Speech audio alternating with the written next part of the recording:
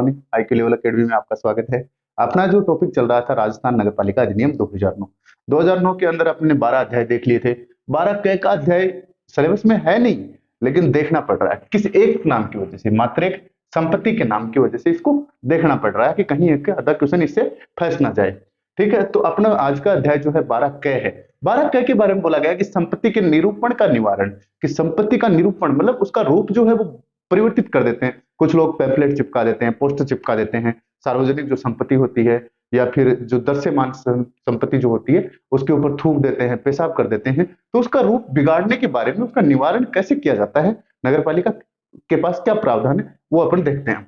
तो ये स्टार्ट होता है अपना 297 कैसे लेके और 297 जय तक ये चलता है। वो छोटी छोटी धाराएं हैं इसके अंदर, तो देख लेते हैं 297 क्या कह रही है कि संपत्ति के निरूपण के लिए शास्ति, कि शास्ति क्या है, क्या शक्ति प्रयोग लेगी नगर पालिका। नगर पालिका क्या लेगी, देखिए कोई व्यक्ति लोक दस्य के अंतर्गत जो भी वस्तुएं आती हैं, नगर पालिका की संपत्ति आती हैं, तो वो जो संपत्ति, आने वाली संपत्ति को कोई आदमी निरूपित करता है, उसका रूप बिगाड़ देता है। ठीक है, रूप, प्राकृतिक रूप जो होता है उसका बिगाड़ देता है, उस पर थूकता है, पेशाब करता है, या कोई पंपलेट चिपका देता है, या कोई पोस्टर चिपका देता है, या स्याही चौक इस टाइप से। देखो कई जगह लिखे होते हैं ना कि जहां पे लिखा होता है किलोमीटर फलाना 100 किलोमीटर, तो बच्चे क्या करते हैं, शरारती बच्चे जीरो को हटा के 10 किलोमीटर कर देते हैं, या फिर एक को हटा के 00 किलोमीटर कर देते हैं। इस टाइप का नहीं करना है। इस टाइप का करने पे आपके ऊपर बहुत ज्यादा चार्ज हो सकता है, जो 5000 से 10,000 का जुर्माना होगा और 1 साल तक की कैद होगी। ठीक है, तो या उसका रंग कोई बिगाड़ देता है।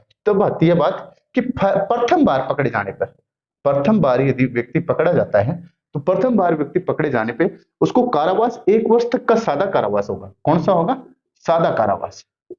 सादा कारावास, उसको 1 साल तक की जेल की हवा खानी पड़ सकती है, प्लस में 5,000 से लेकर 10,000 रुपए तक का उसके ऊपर जुर्माना लगेगा। ठीक है, 5,000 रुपए से 10,000 तक का जुर्माना है और सादा कारावास होगा यदि आप जो दर्शनगत नगर पालिका की संपत्ति है उसको बिगाड़ते हो। तो आगे बात आती है कि यदि दोबारा वही आदमी पकड़ा गया तो उसको डबल हो जाएगा, 2 वर्ष तक का तो जेल हो जाएगी, कारावास हो जाएगा, और 10,000 से लेके 20,000 तक जुर्माना होगा। और इस कंडीशन के अंदर दोनों होंगे, आपके ऊपर जेल भी होगी और जुर्माना भी होगा, जेल भी होगी, जुर्माना भी होगा।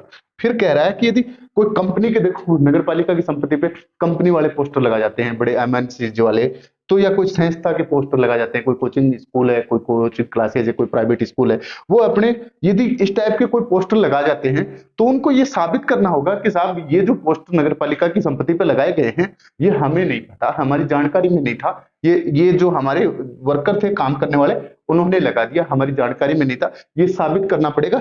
नहीं साबित किया तो उस कंपनी के ऊपर ये जुर्माना रखा जाएगा। क्या रखा जाएगा, जुर्माना रखा जाएगा। ठीक है, ठीक है। अगली जो है अपनी धारा ख की 297 ख की, अपराध करने के प्रयत्न के लिए दंड की बात कर रहा है कि यदि आप कोई अपराध कर रहे हो, कोई भी व्यक्ति नगर पालिका में जो रहता है वो, या कोई बाहर का व्यक्ति है जो नगर पालिका की संपत्ति के लिए अपराध करता है या वो करवाता है, किसी दूसरे को चढ़ा के करवा देता है, क्योंकि आजकल दूसरे ने जेल में डाल के तावड़े टांग दी। ठीक है, तो यदि कोई करवाता है तो वो क्या होंगे, दंड के भागीदार बनेंगे। ठीक है, दंड के भागीदार बनेंगे। आगे है दुष्प्रेरक के लिए दंड, कि आप बुरा कर्म सोचने मन में सोच रहे हो, तो यदि आप वो कर दिया, या तो खुद ने कर दिया या किसी दूसरे से करवा लिया, तो भी आपको दंड दिया जाएगा। दुष्प्रेरक के लिए दंड की बात की गई है। लेखन आदि को मिटाने की शास्ति, कि लेखन जो है आदि को मिटाने की जो शक्ति या शास्ति किसके पास है, तो नगर पालिका का मुख्य अधिकारी हो या नगर पालिका का कोई भी अधिकारी हो, वो कहीं पर भी जो उठपटांग पोस्टर वगैरह लगे होते हैं या फिर नगर पालिका संपत्ति के ऊपर किसी दूसरे ने पोस्टर लगा दिए, तो उन चिन्ह को, लेखक को, या जो भी चिन्ह होते हैं या पोस्टर होते हैं उनको हटवा सकते हैं। कौन हटवा सकते हैं, नगर पालिका के अधिकारी हटवा सकते हैं। ठीक है, आगे है अपराध का समन करने की शक्ति। जो अपराध का समन करने की शक्ति, समन का मतलब है नोटिस देना, तो नगर पालिका के पास वो ताकत है कि यदि आपने कोई भी अपराध किया है तो उसके लिए, किसी भी व्यक्ति ने कोई अपराध किया है तो उसको नोटिस देने की नगर पालिका के अंदर शक्ति है, अपराधी को समन देने की शक्ति होगी।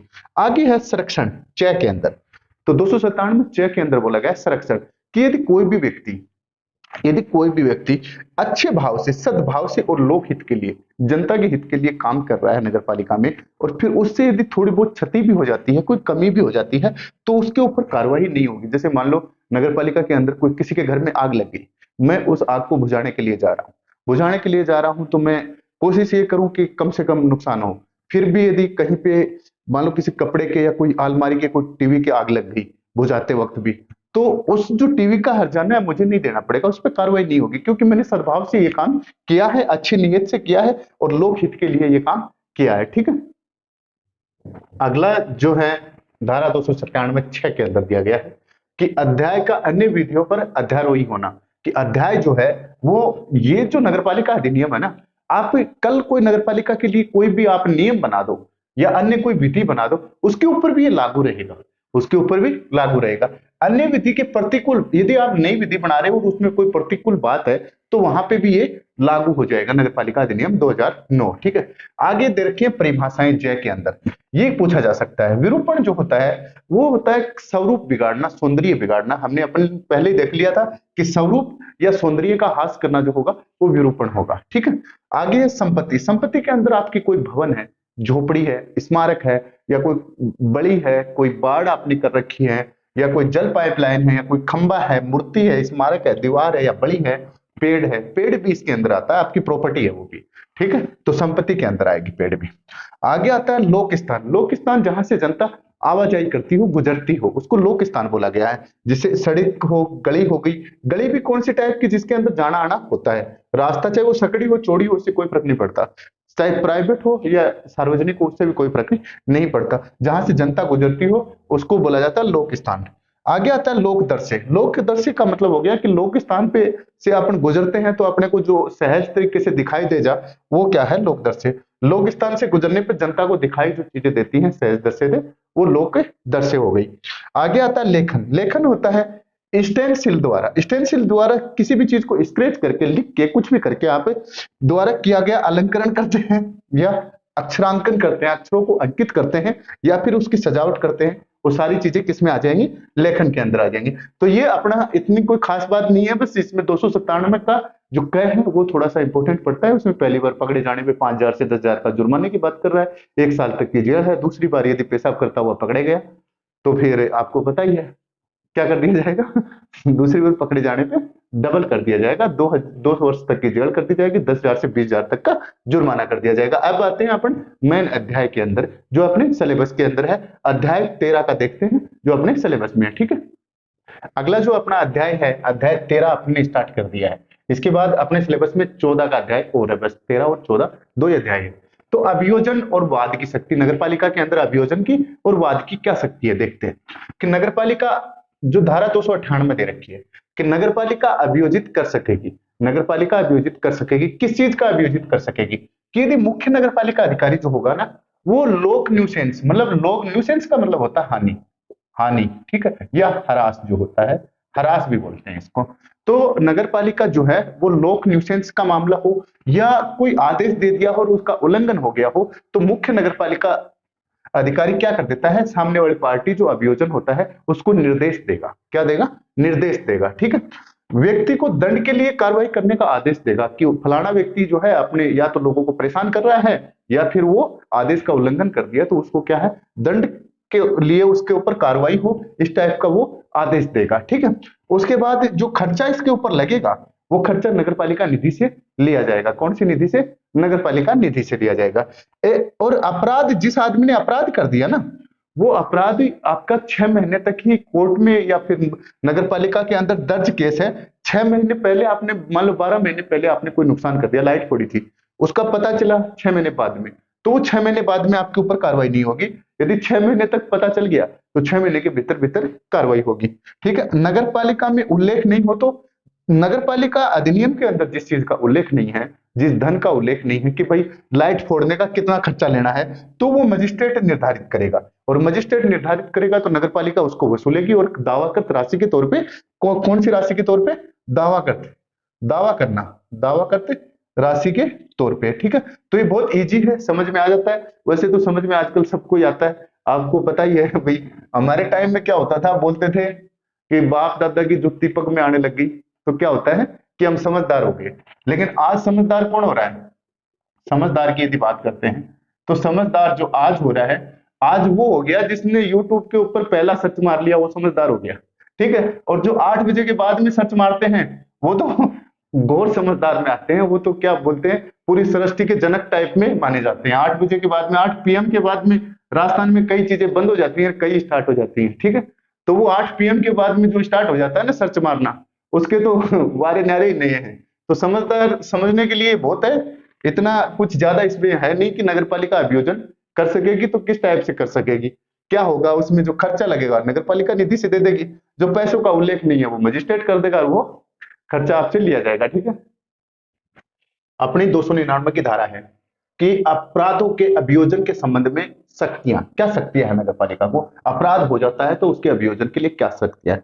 पहले तो ये कहा गया है कि यदि नगर पालिका के अंदर कोई आदमी अपराध कर देता है, किसी वस्तु को तोड़फोड़ कर देता है, हानि कर देता है, तो नगर पालिका उससे समझौता कर सकती है डायरेक्ट, कि भाई ये जो है आपने हमारा 20,000 रुपए की प्रॉपर्टी का नुकसान किया है, प्लस 10% अपना प्रशासनिक भार है, प्लस जो आपका मतलब 2,000 रुपए आपका जुर्माना है, तो आप ये जो पैसे हैं 10% का 22-24,000 रुपए आप हमें दे दो, कोर्ट के अंदर मामला नहीं जाएगा। तो इस टाइप से क्या कर लेती है नगर पालिका, अपराध होने पर अपराधी व्यक्ति से समझौता भी कर सकती है।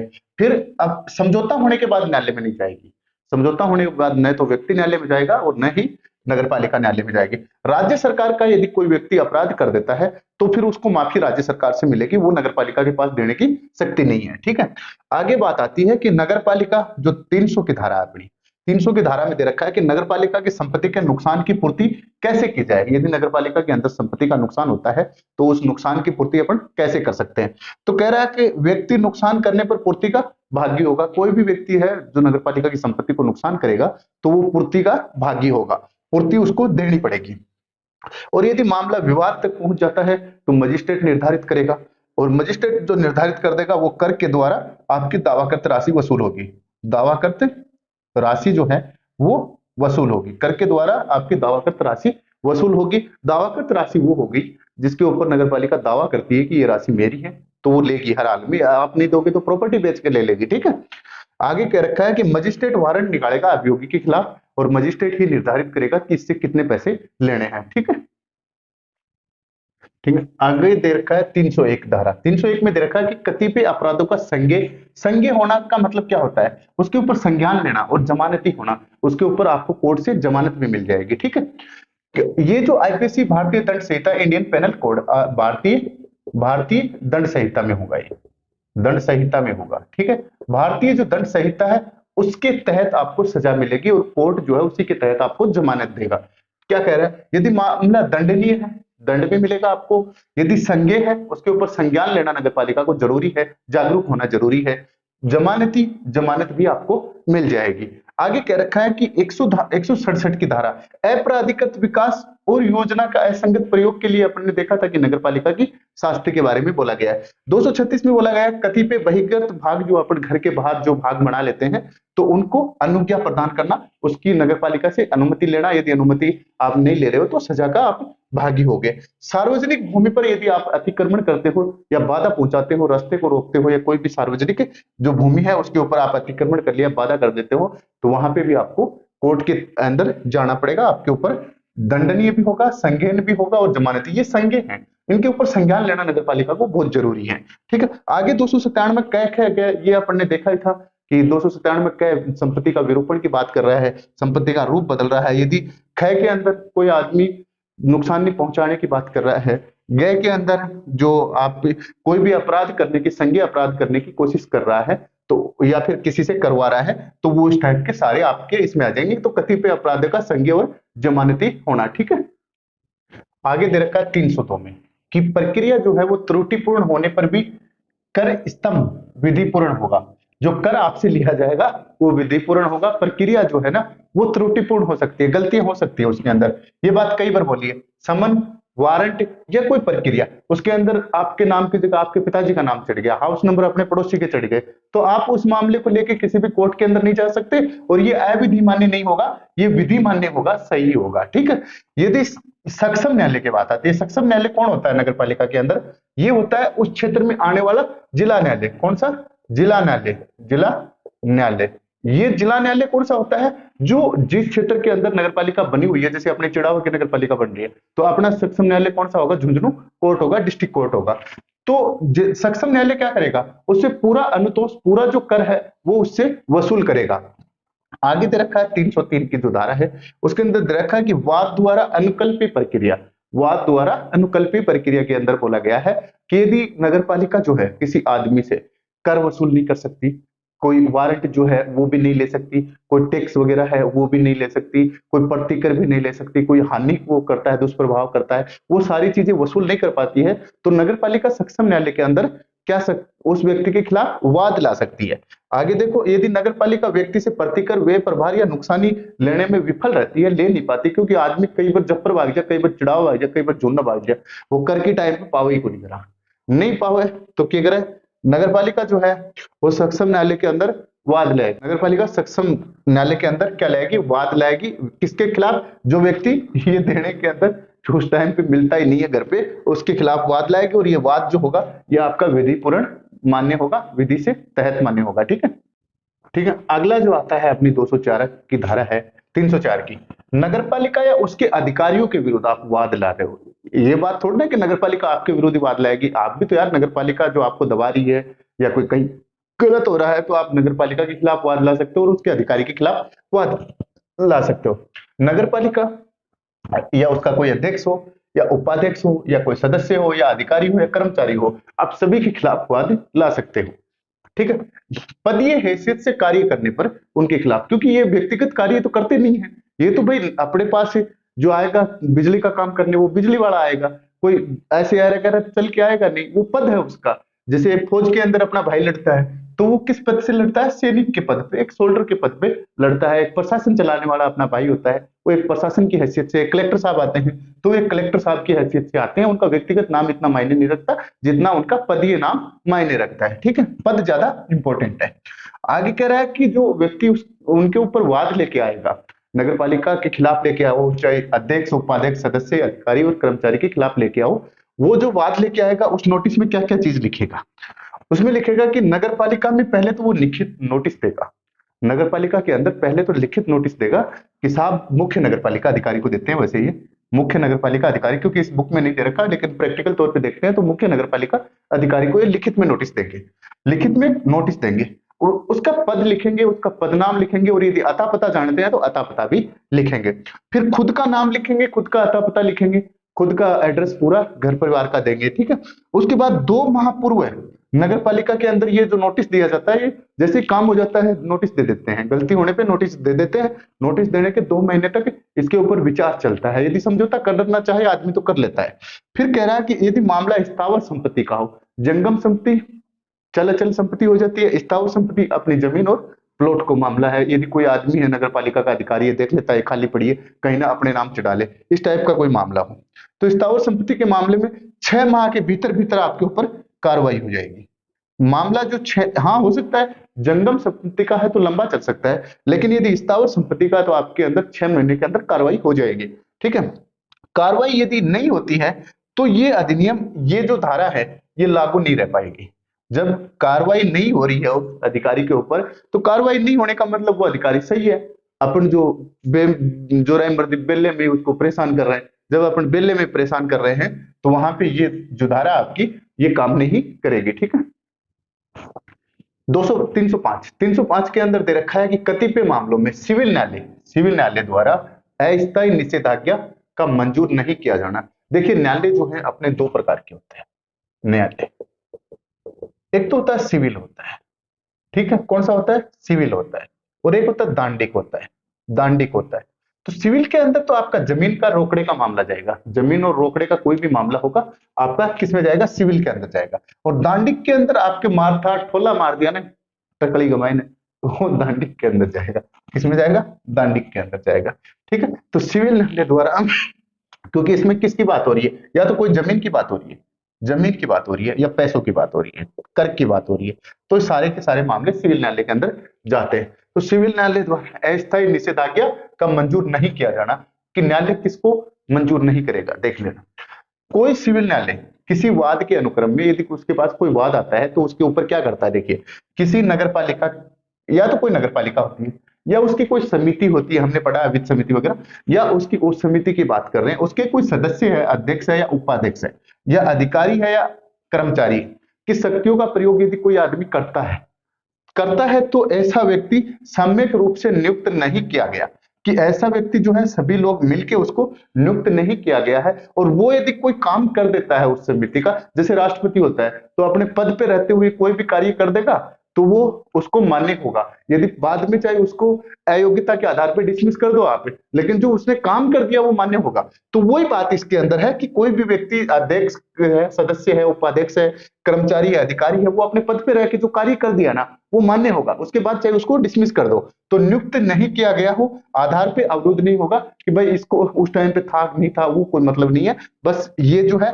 आप भी काम उसने कर दिया, वो काम मान्य होगा। और यदि मामला निर्वाचन का आता है तो निर्वाचन के मामले में देखो आपको अध्यक्ष चुनना होता है या कोई इस टाइप का चुनना होता है, तो उसके ऊपर न्यायालय संज्ञान नहीं लेगा, न्यायालय की मंजूरी नहीं, उसके अंदर अस्थायी निषेधात्मक होते हैं वो, और उसके अंदर जो मंजूरी है वो न्यायालय से नहीं लेने पड़ते। कोई चुनाव का मामला हो तो न्यायालय से क्यों मंजूरी लेंगे, किसी को अध्यक्ष सदस्य ये कुछ बनाना है तो न्यायालय से क्यों मंजूरी लेंगे। तो सीधा सा लॉजिक यही है कि इससे न्यायालय से मंजूरी नहीं लेते। यदि कोई समिति है, नगर पालिका का अध्यक्ष है, सदस्य है, कर्मचारी है, अधिकारी, किसी को भी नियुक्त करो, हमें क्या लेना यार, न्यायालय को क्या लेना। ठीक है, तो ऐसा व्यक्ति जो होगा वो नियुक्त सम्यक रूप से नियुक्त नहीं किया गया हो, कोई आदमी को सारी सहमति से नियुक्त नहीं किया गया हो, तो उस मामले को लेकर भी न्यायालय क्या करेगा, कोई मतलब नहीं किया तो नहीं किया, वापस कर लो। निर्वाचन का मामला हो तो उसके अंदर जो है वो सिविल न्यायालय जो है आपका अस्थायी निषेधात्मक जो होता है वो लागू नहीं होगा। ठीक है, धारा आपने 306 में दे रखे हैं कि समझौता करने की शक्ति। दोस्तों ऐसा नहीं है कि आपने रट नहीं रखा, इस पूरे अधिनियम को रट रखा है, बस वो है कि थोड़ा सा आप लोगों का टाइम बचाने के लिए लिख देते हैं ताकि वो इजी हो जाए कि हम लोग जो बातें करें तो फिर वो अच्छे तरीके से समझाया जा सकता है। नहीं तो जल्दबाजी में, क्योंकि बड़ा हो जाएगा 1 घंटे का वीडियो, बोरिंग भी होता है और चीज भी उसमें इतनी नहीं होती। अब मान लो नगर पालिका के ऊपर हमने कितने वीडियो बनाए, मैक्सिमम अपन 25 से 30 वीडियो बनाएंगे, वहां से आपके 40 क्वेश्चन आने हैं तो वहां से 40 क्वेश्चन आ जाएंगे, उसमें मजा आता है। यदि मैं इसके ऊपर 100 वीडियो बना के गिर दूं, क्वेश्चन आए 30, तो क्या मतलब है, उसका कोई सार नहीं है। ठीक, तो इसलिए वो टाइम का थोड़ा बचाव करने के लिए अपन लिख देते हैं, उसमें मेन बातें लिख लेते हैं कि नगर पालिका खुद या उसके विरुद्ध जो धनराशि, नगर पालिका जैसे मान लो मैंने नगर पालिका के विरुद्ध वाद लेके आया हूं मैं, तो नगर पालिका उसका भी समझौता कर लेती है, और हमारे विरुद्ध यदि कोई कर वगैरह लेना है तो भी वो समझौता, दोनों पार्टियों के साथ वो समझौता खुद से भी कर लेती है और हम जो करना चाहें तो भी वो समझौता कर लेती है। देखो कितना प्यार प्रेम की बात की गई है इसमें। नगर पालिका खुद या अपने विरुद्ध जो धनराशि या प्रतिकर जो वह सही समझे, मान लो वो सही समझ ले कि भाई मैंने नगर पालिका के ऊपर क्या कर दिया, वाद ला दिया, केस कर दिया, मुझे कोर्ट ने उसके अंदर नगर पालिका अधिकारियों की या नगर पालिका के कोई भी पद अधिकारी है उसकी गलती है, तो नगर पालिका का मेरे साथ समझौता कर लेगी, कोर्ट में जाने से पहले समझौता कर लेगी, क्योंकि मैं वाद लाने से पहले 2 महीने पहले इसमें नोटिस दूंगा ना, फिर 6 महीने के अंदर यदि स्थावर संपत्ति है तो कार्रवाई होगी। तो मैंने यदि यहाँ पे समझौता कर लिया तो वो कहेगी ठीक है जी आपके 5,000 रुपए हम भरते हैं, तो मैंने कहा ठीक है साहब आप ये 5,000 रुपए भर दो, तो नगर पालिका ये पैसे क्या करेगी, मुझे दे देगी। ठीक है, सही समझे तो वहां पे समझौता कर लेगी, और सही नहीं समझे मैं मांगू 1,00,000 रुपया जना तो वो क्या करो भाई कोर्ट में चले जाओ, वहीं से देखते हैं आपको, तो समझौता कर लेगी। अधिनियम के तहत भी संविदा कर सकेगी, अधिनियम के अंदर कोई भी संविदा करनी होती है तो नगर पालिका खुद कर लेती है, या बची हुई संविदा राज्य सरकार कर लेती है। इसके अंदर एक पैरामीटर रखा गया है कि नगर निगम इतनी तक, नगर पालिका इतनी और नगर परिषद इतने पैसों तक की संविदा कर सकती है। तो संविदा जो है वो खुद कर सकती है। संविदा का मतलब कॉन्टेक्ट होता है, 2 पार्टियों के अंदर किसी काम को लेकर कोई कॉन्टेक्ट हो जाता है उसको संविदा बोल देते हैं। आगे नुकसान होने पर, यदि इस मामले में कोई नुकसान हो जाता है तो नगर पालिका ये जो पैसे देगी ये मुझे कहां से देगी, ये देगी नगर पालिका निधि से देगी। नगर पालिका का जो कोष होता है, जैसे केंद्र सरकार की संचित निधि, राज्य सरकार की राज्य निधि होती है, वैसे ही नगर पालिका की एक अपनी निधि होती है जिसको नगर पालिका निधि बोला जाता है। कौन सी निधि, नगर पालिका निधि। ठीक है, इस ये जो ठीक है, आगे है नुकसान होने पर नगर पालिका निधि से पैसे देगी, और फिर सिविल कार्रवाई जो होगी उसका खर्चा भी उसको देना पड़ेगा। मैंने कोर्ट में कर दिया कि भाई नहीं मुझे तो चाहिए 10,000 रुपए चाहिए, नगर पालिका ने कहा नहीं हम आपको 5,000 रुपए देते हैं, कि मेरी जो दीवार टूट गई नगर पालिका ने तोड़ दी, या नगर पालिका कोई दूसरे पड़ोसी की दीवार गिरा रही थी जो खराब थी, गंदी थी, उस नाली को तोड़ रही थी, साथ में मेरे वाला डंडा और गिरवा दिया। अब मेरे वाला डंडा, डंडा दीवार को बोलते हैं भाई हमारी भाषा में, तो डंडा गिरवा दिया मतलब दीवार गिरवा दी, तो मैंने कहा नहीं यार ये 10,000 रुपए दे। नगर पालिका कहेगी नहीं मैं 5,000 तक का समझौता कर सकती हूँ। मैंने कहा ठीक है नहीं कर सकती तो मैं किस में जाऊंगा, कोर्ट में जाऊंगा, सक्षम न्यायालय में। और ये सक्षम न्यायालय कौन सा होगा, डिस्ट्रिक्ट कोर्ट होगा, डीसी होगा आपका, डिस्ट्रिक्ट कोर्ट जिला न्यायालय होगा। जिला न्यायालय ने कह दिया कि हाँ यार इसकी ये 10,000 रुपए की दीवार है, इसको पैसे दे आप। तो मुझे वो 10,000 रुपए देगी तो नगर पालिका कहां से देगी, अपनी नगर पालिका निधि से देगी। प्लस में मैंने कहा कि साहब मैंने जो केस फाइल किया है उसमें 5,000 रुपए मैंने वकील को दे दिए, 200 रुपए का मैंने पेट्रोल डीजल जला दिया, 500 रुपए का मैंने कागज दे दिए, और बीड़ी सिगरेट पे आती, चाय पे आती बदाऊ में, ठीक है। तो वो लीगल समझेगी, वो सारा का सारा चार्ज कर देगी और बोल देगी कि नगर पालिका इतना पैसा देगी। तो ये जो सिविल कार्रवाई के अंदर जो ये तो खर्चा हो गया, और ये जो कार्रवाई करने के अंदर जो आपका व्यय हुआ है वो भी देगी, ठीक है। अगला जो है 307, नगर पालिका लेखाओं को साबित करने की रीति क्या होती है। नगर पालिका के पास जो लेखे होते हैं उनको वो किस रीति से साबित करेगी, किस रीति से साबित करेगी। जैसे अपन क्या कह देते हैं कि भाई कोई अधिकारी अपना काम नहीं कर रहा, अपन जाके उसको कहते हैं तो इस खाली पेज के अंदर लिख दें कि भाई मैं ये काम है ये लीगल नहीं है, नहीं करूंगा, नीचे तेरे सिग्नेचर कर दे। सिग्नेचर कर देगा तो फिर क्या हो जाएगी, वो जो रिकॉर्ड हो जाएगा, रिकॉर्ड हो जाएगा तो अपन कोर्ट के अंदर जाके उसको छट्टी का दूध दिला सकते हैं, ठीक है, यदि गलत है तो। और यदि वो सही है तो वो लिख के आपको दे देंगे। तो ऐसी बात है कि नगर पालिका के कब्जे की कोई रसीद हो, नगर पालिका के कब्जे में कोई रसीद हो, कब्जा कौन सा, जो आपका उसके अंडर में जो आती है, ठीक है। तो नगर पालिका के कब्जे की कोई रसीद हो या आवेदन पत्र हो कोई भी, ठीक है, या कोई रेखांकन हो या कोई नोटिस हो या फिर आदेश की प्रतिलिपि हो, कोई कॉपी हो या किसी रजिस्टर हो, ठीक है, वो नगर पालिका के पास आते हैं। नगर पालिका के पास आते ही नगर पालिका का कोई भी अधिकारी जिसको जो पावर दिया गया है वो अधिकारी उसको प्रमाणित कर देता है, अटेस्टेड कर देता है, उसको प्रमाणित कर देता है, अटेस्टेड कर देता है, खुद की साइन कर देता है, उसको वैलिड कर देता है। तो क्या है कि यदि कोई भी मामला होगा ना नगर पालिका, तो वो लेके जो है वो आपके साबित हो जाएंगे, क्लियर साबित हो जाएंगे। यदि आप कोर्ट में जाओगे उनको लेके, किस में जाओगे, कोर्ट के अंदर, ठीक है। तो कोर्ट के अंदर कोर्ट के अंदर जाओगे तो प्रथम दृष्टि यही साक्ष्य आपके माने जाएंगे कि नगर पालिका अधिकारी ने इसको वेरीफाई किया, तो कैसे किया, यदि ये गलत था तो इसके ऊपर जांच क्यों नहीं की, वो चीजें आगे चलती रहती हैं। तो प्रथम दृष्टि से ग्राह्य होंगे, वो नगर पालिका ग्रहण कर लेगी। ये इसकी रीति है कि भाई मेरे पास जो भी कागज, नोटिस, लेटर, जो भी चीज आती है, मेरे अधिकारी उसके ऊपर यदि साइन कर देते हैं तो वो मेरी प्रॉपर्टी समझी जाएगी, और वो मैं साबित कर देती हूं कि भाई ये जो प्रॉपर्टी है ये नगर पालिका की है, ठीक है। अगले जो अपनी धारा है 308 इस अध्याय की कंप्लीट हो जाती है। कहां से स्टार्ट होती है, 298 से स्टार्ट होती है और 308 पे खत्म हो जाता है अपना जो है। तो इसके अंदर क्या दे रखा है कि दस्तावेज जो प्रस्तुत करने के लिए नगर पालिका के कर्मचारियों को समन नोटिस होता है, नोटिस, कोर्ट का नोटिस करने पर निर्बंधन, रोक लगाई गई है। कहा गया है कि न्यायालय के आदेश पर यदि उसके अंदर कोई विधिक कार्रवाई है और नगर पालिका पक्षकार है ही नहीं, अगली पार्टी पक्षकार है, तो उसके अंदर कोई मतलब नहीं है कि किसी भी कर्मचारी या अधिकारी को आप कोर्ट जो है वो समन नहीं भेजेगा, ठीक है। आगे कहा गया है कि नगर पालिका के पक्षकार काम नहीं करने पर, यदि नगर पालिका के पक्षकार वहां पे गए नहीं है, कोई काम ही नहीं किया है, तो क्या होगा, नगर पालिका पक्षकार नहीं होगी तो उसके ऊपर आप कोई काम नहीं कर सकते। हाँ, यदि कोई काम कर दिया है, इन्होंने पक्षकार हो गए और वो कोई पूर्ववर्ती धारा के आधार पर सोल्व किया जा सकता है, तो आप उस धारा के आधार पर सोल्व कर दिए, आप अधिकारी कर्मचारियों को मत बुलाइए। कोर्ट को बोला गया है कि आप अधिकारियों और कर्मचारियों को पेश होने के लिए मत बोलिए, यदि आप उस धारा के आधार पर काम चल रहा है तो। हाँ, यदि काम धारा के आधार पर नहीं चल रहा है तो आप विशेष कारण से आप न्यायालय के अंदर उपस्थित कर सकते हो। किसको, कोई नगर पालिका का अधिकारी है या कर्मचारी है तो उनको रोका गया है। तो ठीक है दोस्तों, आपको वीडियो पसंद आए तो लाइक, शेयर और सब्सक्राइब करना, ठीक है, और अपना चैनल अच्छा चल रहा है, ठीक है।